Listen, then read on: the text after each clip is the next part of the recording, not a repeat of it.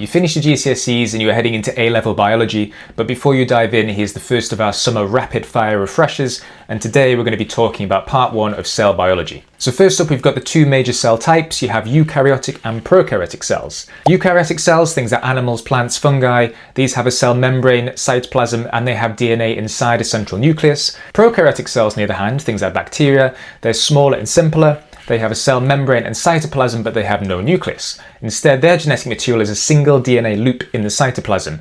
And many will also have plasmids, which are like small rings of DNA inside the cell. So let's take a closer look at the organelles inside each cell. And I'm not going to go through all of these in detail, but we will mention the key ones here. So first up, and probably the most important, is the nucleus. This is the control center of the cell and it holds the DNA. Then we have the cytoplasm, which is the jelly-like stuff which fills the inside of the cell, and this is where a lot of the reactions take place. The cell membrane is the selective barrier around the cell, and this controls entry and exit into the cell. So you can think of this a bit like being like border control for the cell. The mitochondria, which is the powerhouse of the cell, and this is the site of aerobic respiration. And then we also have the ribosomes, which are for protein synthesis. Now, plant cells are going to have all of these, but they're also going to have a few extras. They're going to have a rigid cell wall made of cellulose, and this is for support. They're going to have a permanent vacuole, which is full of cell sap, and this keeps the cell turgid, which is kind of like stiff, and again, this helps with support. And then they have the chloroplasts, which contain the chlorophyll for photosynthesis, and this, of course, is one of life's most important processes. Now remember, when we're talking about cell structure in A-level biology,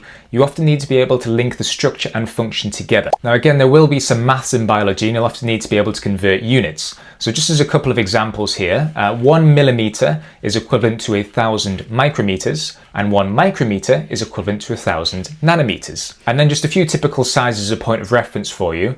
A typical animal cell is normally about 10 to 30 micrometers. A typical bacteria is normally about 1 to 5 micrometers, so this is smaller because it's a prokaryote. And then a ribosome is about 20 to 30 nanometers, so even smaller still because this is just an organelle. And then the last thing we're going to talk about in this video is microscopy and magnification. So how do you know what's inside of cells? Well, we can use microscopes, and there are two main types of these.